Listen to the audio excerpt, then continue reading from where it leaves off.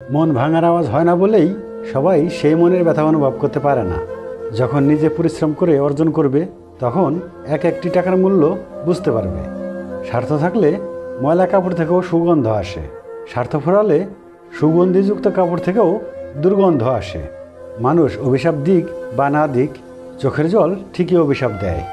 অন্যায়ভাবে কাউকে ঠকানোর প্রতিশোধ একদিন প্রকৃতি ঠিকই নেয়। হাল ছেড়ে দিলেন মানে হেরে গেলেন। জীবন মানে উত্থান পতন, আর এই উত্থান পতনের লড়াইয়ে যারা টিকে থাকবে তারাই সফল মানুষ। বাদাম বিক্রেতার ঝুড়ি থেকে হুট করে একটা বাদাম নিয়ে খাওয়াটাও জুলুম। বিচারের মাঠে এর হিসাবও আল্লাহর নিকট আপনার আমার দিতে হবে।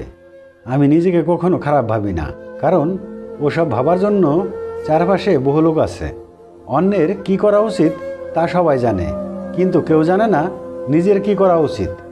আমাদের সবচেয়ে দুর্বলতা হলো হাল ছেড়ে দেওয়া। সফলতার নির্দিষ্ট উপায় হচ্ছে আরও একবার চেষ্টা করা। প্রয়োজন ছাড়াই যে পাশে থাকে সেই হচ্ছে প্রিয়জন। সব আঘাতের প্রতিশোধ নিতে নেই, কিছু আঘাতের বিচার হাসি মুখে উপরওয়ালার হাতে ছেড়ে দিতে হয়। দুনিয়ার সবচেয়ে মজার মানুষ চার্লি চ্যাপলিনও একটি দুঃখের বাণী লিখেছিলেন, আমি বৃষ্টিতে হাঁটতে ভালোবাসি, যাতে কেউ আমার কান্না বুঝতে না পারে।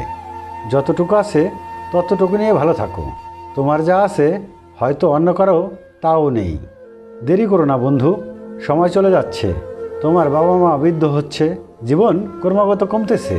যে কোনো সময় যে কোনো কিছু ঘটতে পারে। তোমার মা বাবা তোমার উপর আশা করে আছে। অজুহাত তৈরি করা বন্ধ করো, বড় কিছু একটা করে সবাইকে অবাক করে দাও। কবি বলেছেন, পৃথিবীতে 4টা কাজ অসম্ভব। নাম্বার 1, পিঁপড়ার ঠোঁটে লিপস্টিক দেওয়া। নাম্বার 2, হাতিকে কোলে নেওয়া। নাম্বার 3, মশাকে শাড়ি পরানো। নাম্বার 4, মেয়েদেরকে কিছু বোঝানো। সময় বদলায় না, বদলে যায় মানুষের মন। যোগ্যতা চেয়ে বেশি কিছু পেলে মানুষ হয় মনুষ্যত্বহীন।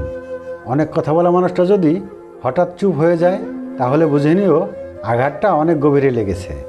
সবচেয়ে কাছের বলতে আমি সৃষ্টিকর্তাকেই বুঝি, যাকে সুখে দুঃখে সবসময় কাছে পাওয়া যায়।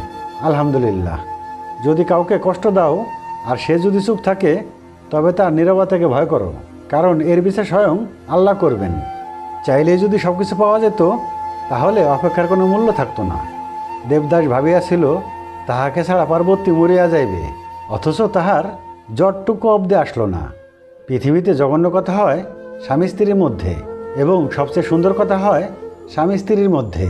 এরা রেগে গেলে একে অপরকে নোংরা কথা বলে, যা অন্য কাউকে বললে খুনোখুনি না হলেও আজীবনের জন্য মুখ দেখা দেখি বন্ধ হয়ে যেত। কিন্তু সে রাগ শান্ত হলে এদের মতো মধুর সম্পর্ক আর নাই। স্ত্রীর ভালোবাসার সবচেয়ে যোগ্য এবং উপযুক্ত ব্যক্তি হলেন তার স্বামী।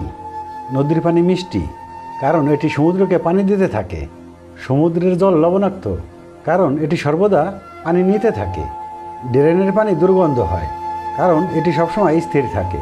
এটাই জীবন। দিতে থাকলে সবার কাছে মিষ্টি হবেন, নিতে থাকলে তেতো হবেন, আর থেমে থাকলে সবার কাছে অকেজো হয়ে যাবেন।